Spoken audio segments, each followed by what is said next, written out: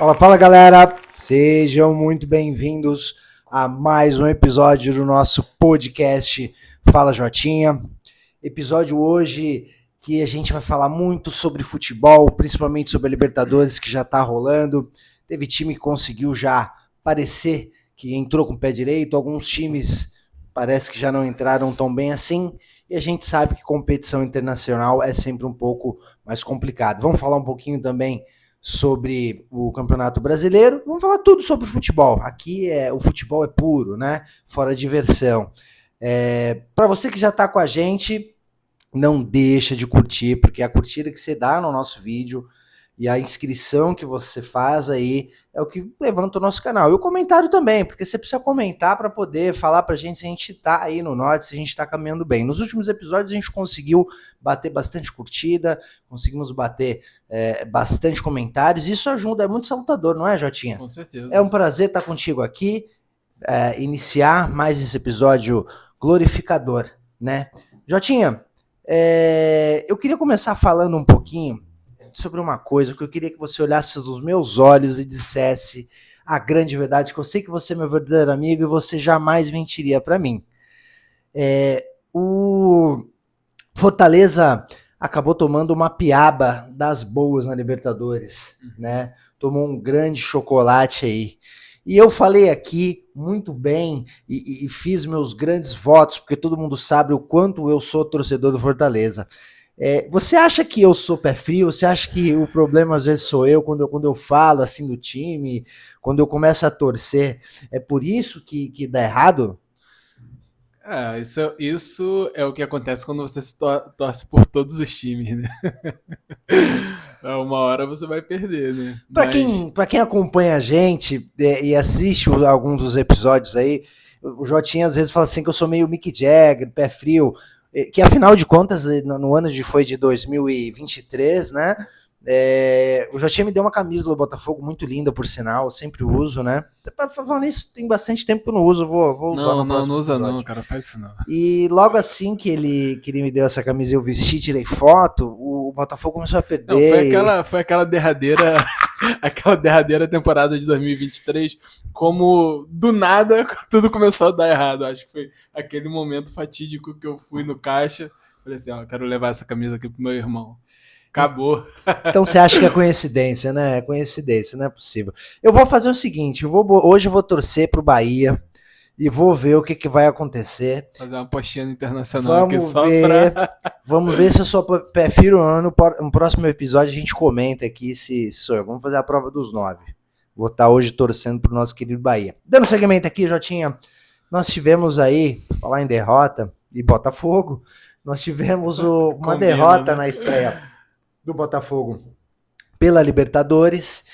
E aí, Jotinha, eu que no início já das nossas gravações nesse ano, eu venho questionando bastante o Botafogo, venho falando bastante, mas eu acho que a maior parte dos torcedores, né, sobre essa demora no investimento, sobre essa demora em engajar um pouco do Botafogo, sobre essa possível ressaca, né, e a gente vê o Botafogo perdendo, não engrenando tanto, esperando aí um milagre, uma injeção de dinheiro e ânimo para que o Botafogo, né, dê sequência. E aí, já na estreia da Libertadores, o Botafogo novamente perde uma partida, né? E aí, como é que foi essa partida? Foi uma coisa que é normal, acontece, tá tudo sob controle, tá tudo certinho? Não, acho que não tem nada sob controle no Botafogo.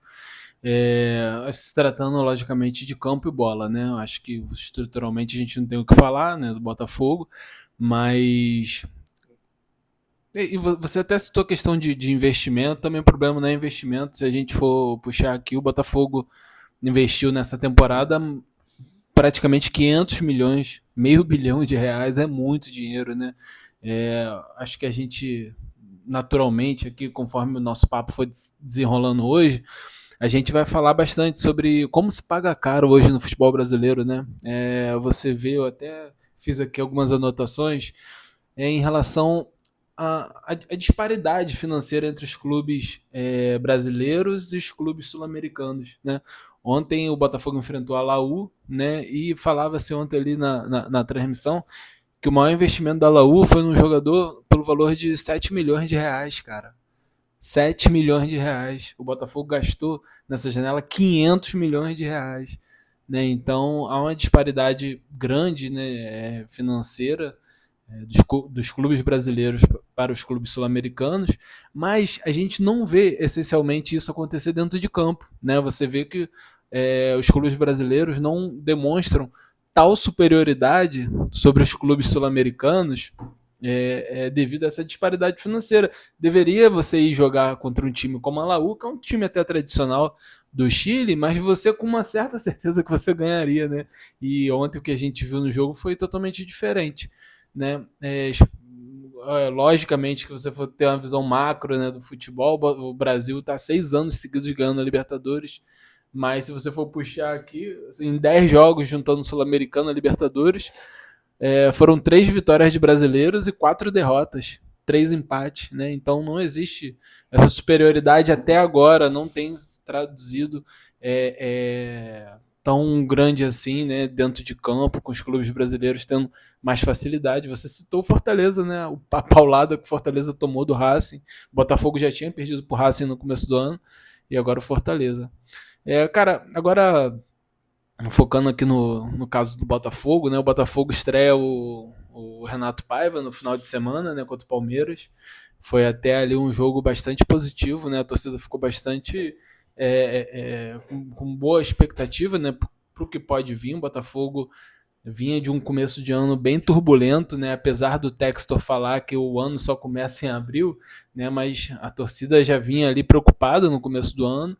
E a primeira mostra do trabalho do Renato Paiva foi muito boa, né? O Botafogo enfrenta o Palmeiras de igual para igual, lá no Allianz Parque, pega um Palmeiras precisando do resultado, né, depois de perder a final do Paulistão, e o Botafogo consegue jogar muito bem, faltando ali o gol. E ontem, cara, a mesma coisa. O Botafogo começou muito bem o jogo, superioridade ali, o estilo de jogo que o Botafogo tem colocado em campo nesses 2 primeiros jogos, me agrada bastante, né? Um estilo de jogo ali apoiado, com bastante posse de bola, mas está faltando poder de fogo. O Botafogo pouco finaliza, onde foram 7 chutes apenas, né?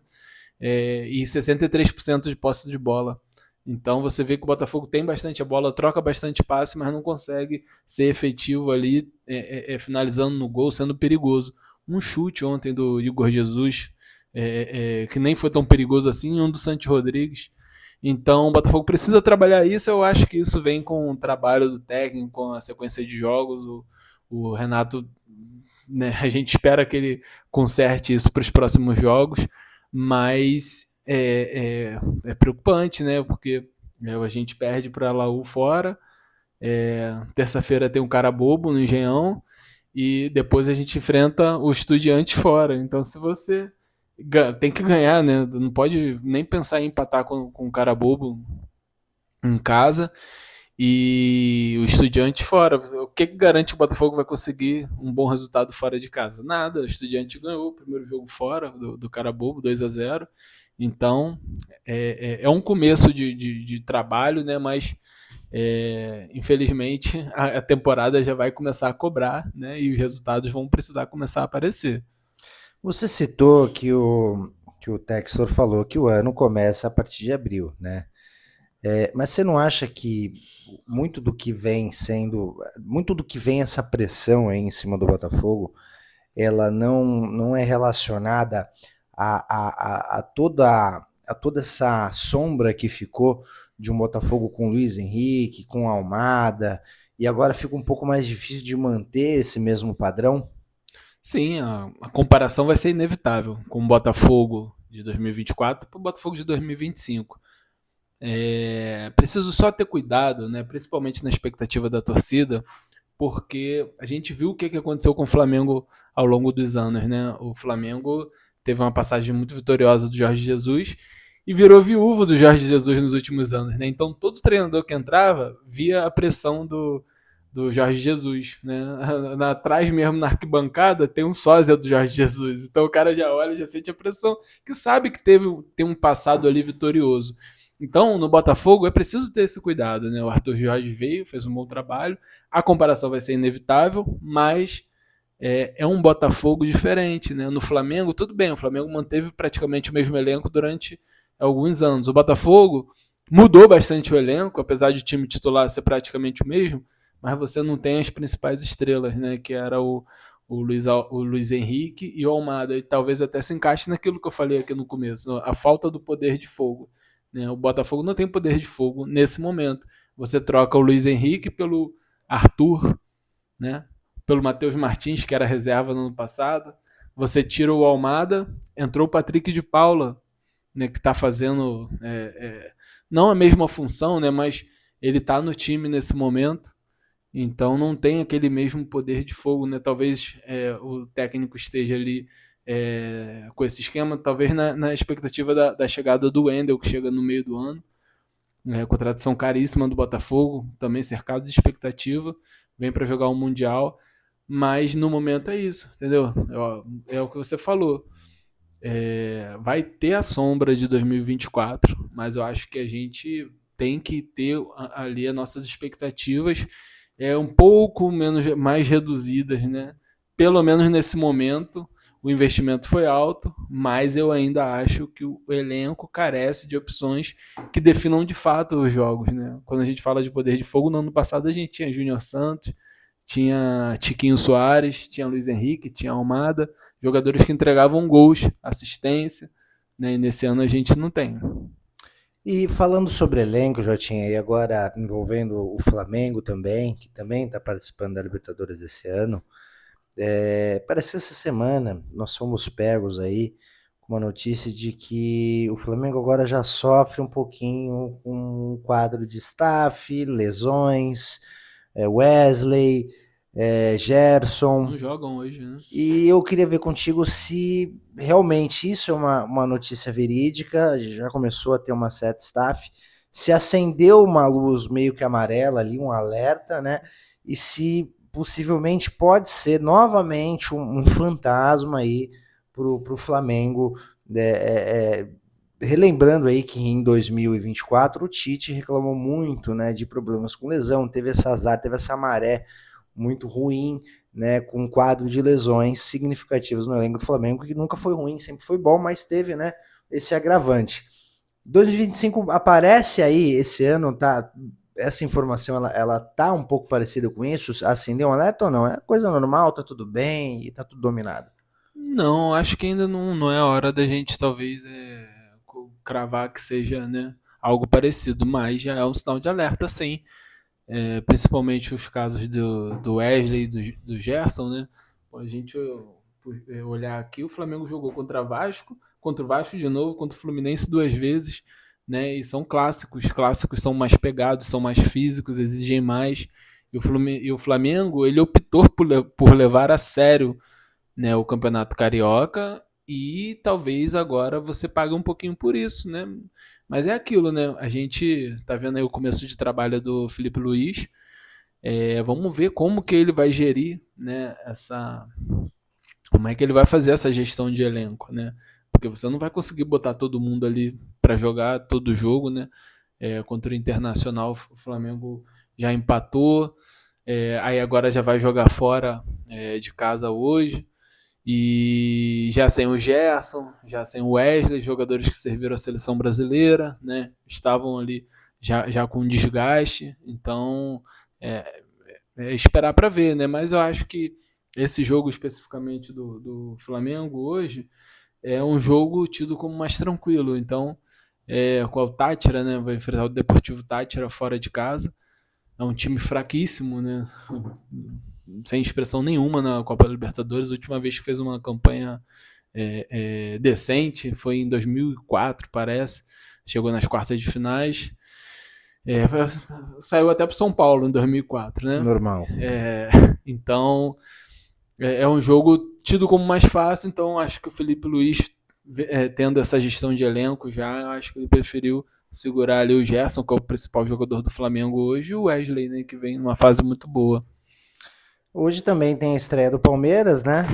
Palmeiras, Bahia, Inter, que a gente falou.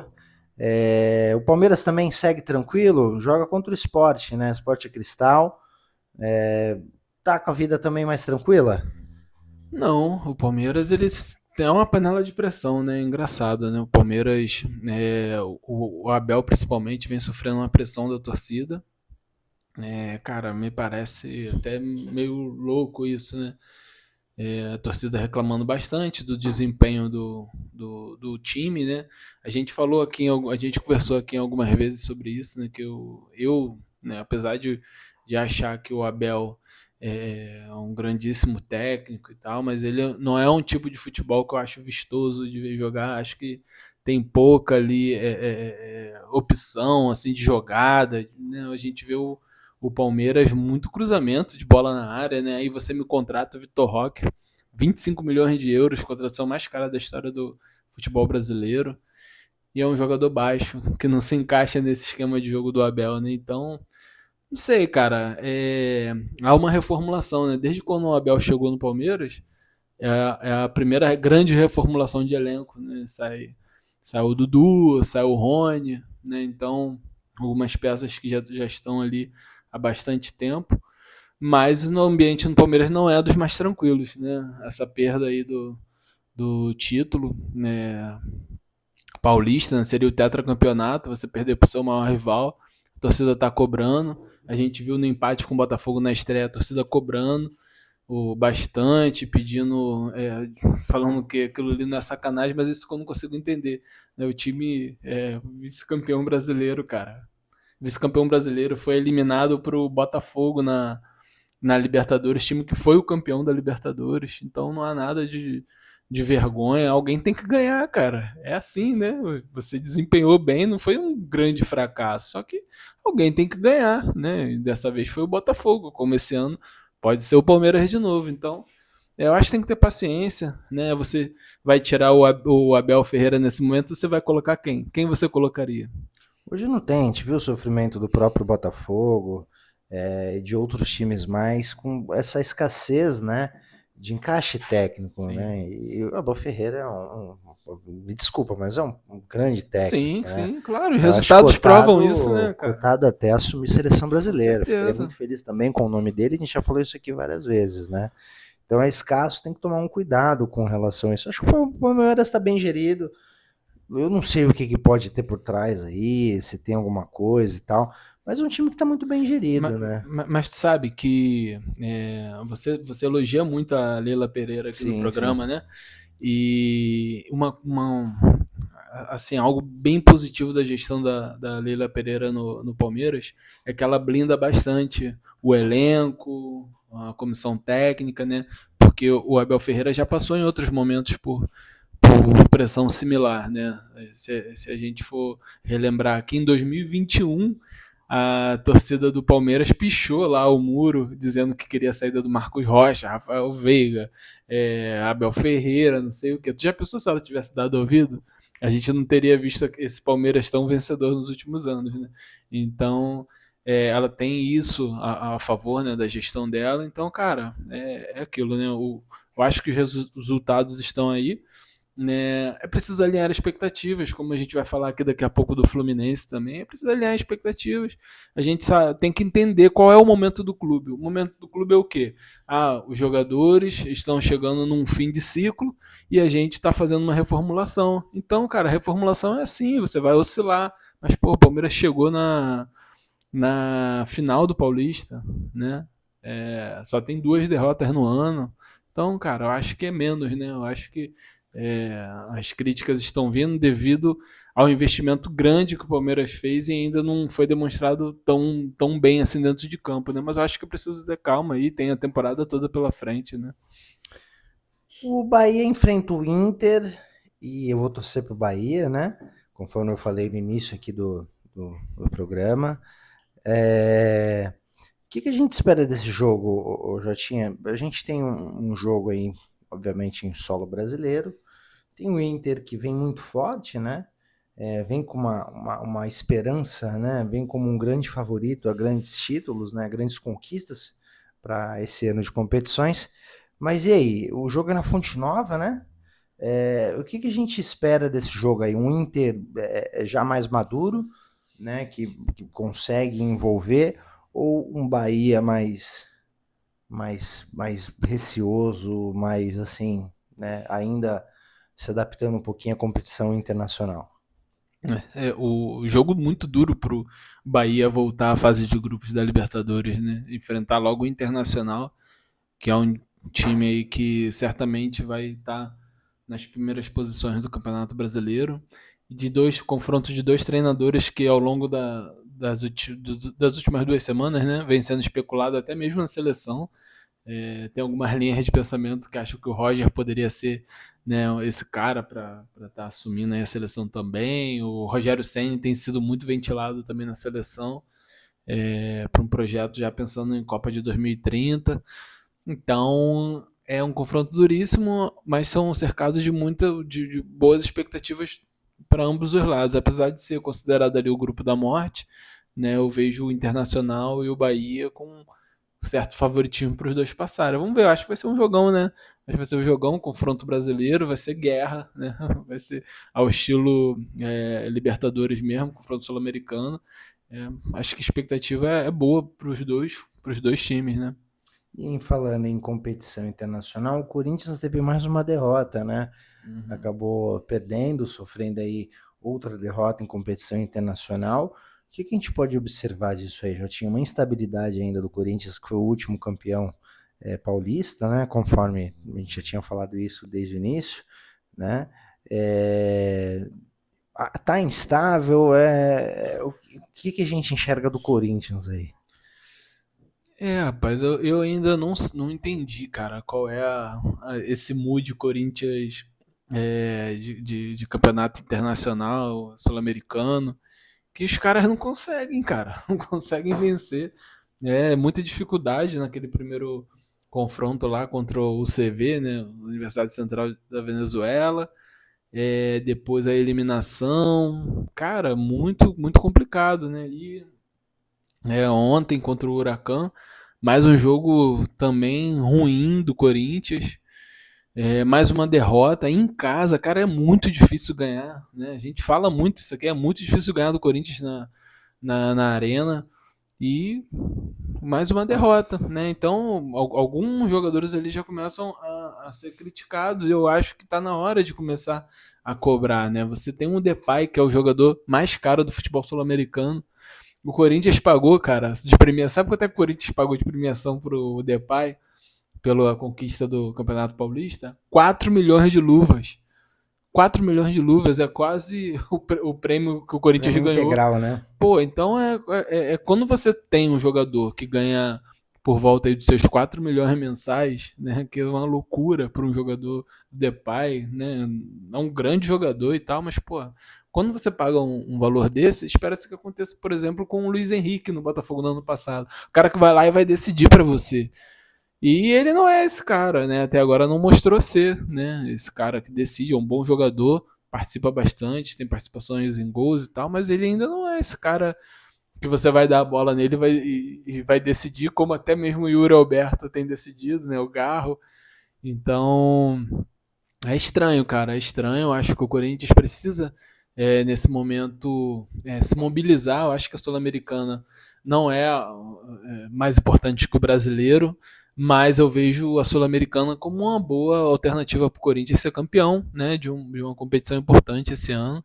E eu acho que o Corinthians tem que mobilizar suas forças dali em cima desse campeonato, desse título aí, desse possível título. Eu acho que na Sul-Americana o Corinthians pode entrar ali como um dos favoritos, né? No brasileiro, né? Até no nosso último episódio aqui a gente fez, ele ficou ali no G6, né?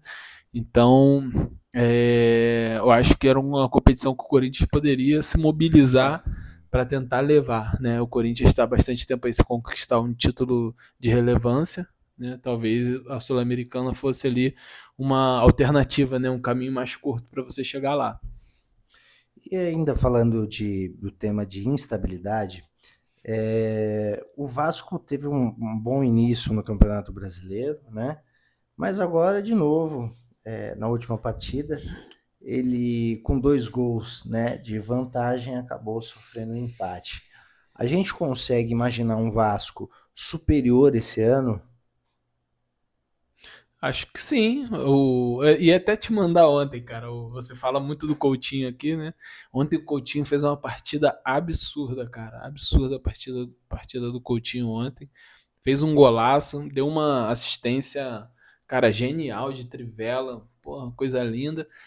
Mas ele saiu do jogo, o Vasco tomou os 2 gols, sofreu um empate. Chegou a abrir 3-1, cara. O Vasco fazia um bom jogo, né? Mas ele recuou bastante.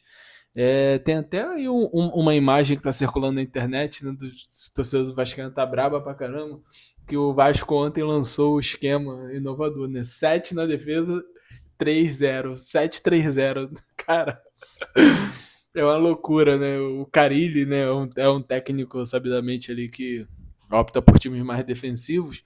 E ontem, cara, o Vasco recuou demais. O Melgar é um time bem razoável para fraco, né? Um time peruano.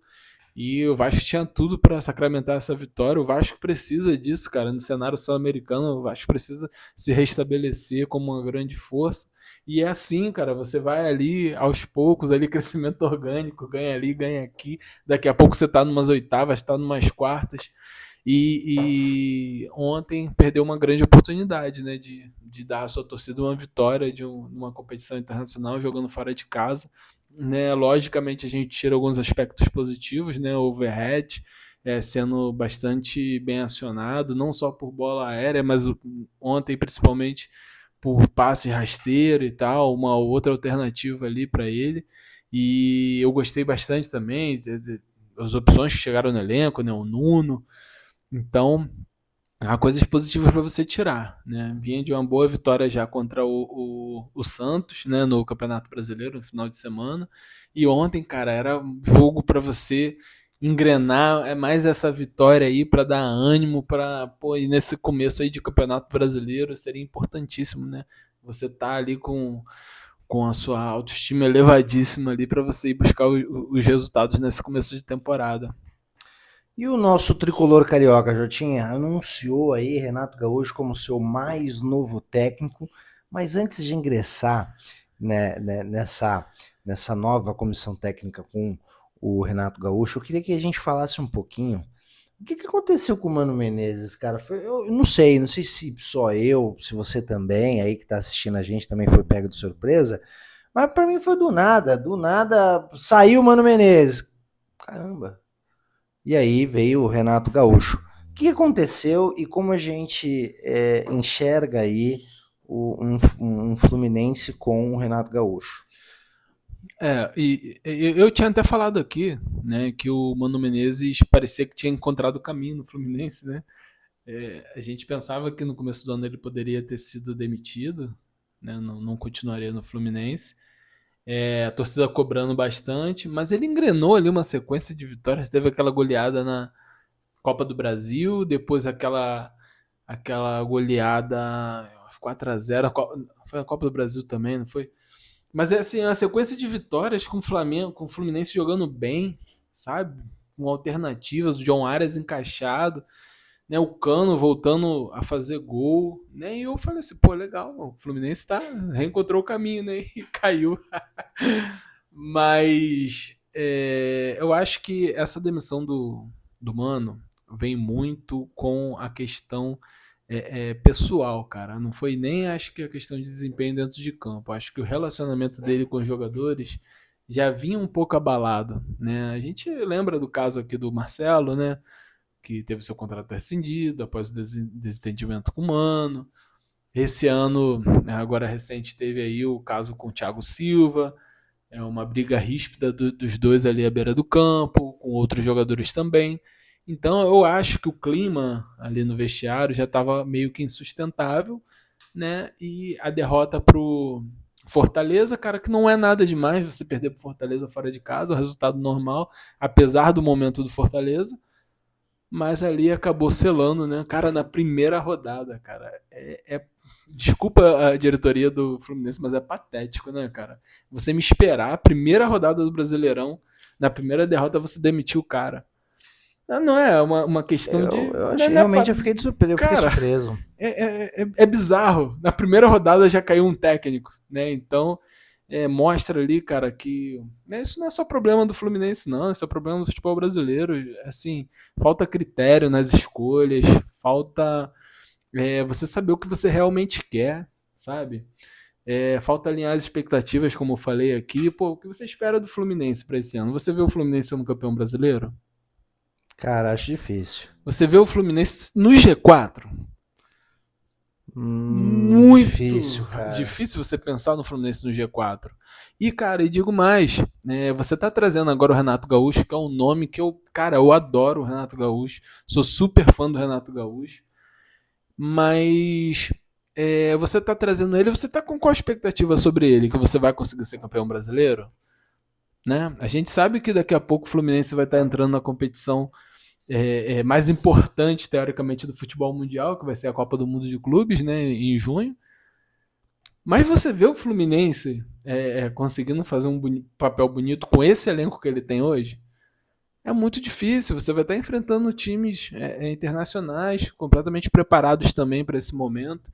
Então, cara, vamos lá, vamos tentar aqui alinhar o que a gente espera para a temporada. O Fluminense tem um elenco para chegar lá? Eu acho que nesse momento não, né? Não sei se vão vir reforços e tal, mas nesse momento o Fluminense não tem. Eu acho que a gente tem que ser realista. A torcida às vezes fica chateada, não sei o quê, mas a realidade é essa. Eu acho que o Fluminense que se classifica para o Mundial, por exemplo, né, que é o Fluminense campeão da Libertadores de 2023, é um Fluminense que tem o Marcelo na lateral esquerda, né? É um Fluminense que tem o Felipe Melo jogando uma baita de uma bola ali também. E o restante do elenco são os mesmos, talvez sejam basicamente os mesmos jogadores, só que mais velhos, 2 anos mais velhos. E quais são as contratações do Fluminense para a temporada? René, reserva do Internacional. Otávio, reserva do Atlético Mineiro. Canóbio, que nunca foi titular absoluto no Atlético Paranaense. Excelente contratação que eu achei, mas é um jogador que não é aquele jogador que vai vir para resolver. E aí, você espera que esses jogadores que eram reservas de seus times, jogadores medianos, vão fazer o Fluminense ser campeão de brasileiro, por exemplo? É muito difícil. Então, eu acho que você tem que. Renato, esse ano a gente está esperando se classificar para a Libertadores do ano que vem, beleza? Essa é a nossa meta. Vamos ver se a gente consegue atingir. Só que, cara, no futebol brasileiro, há uma cobrança exagerada sobre os times, porque existem 12 clubes grandes no Brasil e todos eles querem ser campeão, né? Sim. Só que nem todos fazem trabalho para serem campeão, né? Então, eu acho que a contratação do Renato é muito boa, mas eu acho que a gente precisa reduzir expectativas devido ao elenco aí que o Fluminense tem nesse momento. A gente vinha chegando aí ao fim, né, de mais um episódio, mas eu cometi uma gafe, galera. Eu errei numa coisa aqui. Eu esqueci de falar do São Paulo, cara. E esse trabalho é meu, né? Eu que geralmente puxo isso, eu acabei esquecendo, tá pautado, eu esqueci. Dá pra gente puxar rapidinho aqui do Claro, São Paulo, lógico. Jotinha? Que é importantíssimo para mim falar um pouco do São Paulo. O São Paulo que venceu o Tadieres pela Libertadores, né? Teve um gol anulado, né? E Jotinha, antes de falar um pouco sobre essa partida, eu queria que você falasse um pouquinho sobre o Caleri. O Caleri não vem tendo uma boa fase no São Paulo, né? É, Na Libertadores do ano passado perdeu gols importantes que não costumam, né? Que ele não costuma perder, que eu particularmente nessa passagem pelo São Paulo nunca tinha visto, né? E teve uma repetição de gols perdidos ali que poderiam definir, né, a partida, né? E ontem ele fez um gol depois de 4 meses praticamente sem marcar pelo São Paulo, né? A gente sabe da capacidade, eu sou fã, extremamente fã mesmo, absurdo do Caleri. Eu queria saber de você o seguinte, o que está acontecendo ali com o Caleri? É a fase, é a idade, é o momento, é o que é que está pegando ali, que não está mais encaixando como o grande ídolo que ele é do São Paulo? O São Paulo ele não passa por um grande momento, né? Como um todo. A gente até viu o Zubeldia sendo bastante pressionado, né, nos últimos nos últimos dias, né? Tinha até o risco dele cair se não ganhasse ontem, né? Mais uma coisa aqui, cara, que a gente acabou de falar tanto Mano Menezes, do né? Mano Menezes, né, e tal, que poderia acontecer também com o Zubeldia, né? Que seria também uma puta de uma injustiça, que eu acho, cara. Que, parece que o Dorival caiu da seleção, parece que a sombra do Dorival já aparece ali em Cotia, né? Então, o São Paulo não passa por um grande momento tecnicamente, né? A gente viu o São Paulo enfrentando o Palmeiras na semifinal aí do Paulistão. Dois jogos ali, um jogo muito difícil, né, onde o Palmeiras, né, acabou passando, né, o Palmeiras, o São Paulo pouco criou, né, e o Caleri tem sido pouco acionado, e às vezes tem sido acionado quando você está com confiança embaixo, um atacante, e ele não tem conseguido converter as suas oportunidades. Ontem, até se ele faz esse gol, ele poderia se igualar com o grande Rogério Ceni, com o Luiz Fabiano, como um dos maiores artilheiros do São Paulo, né, em Libertadores.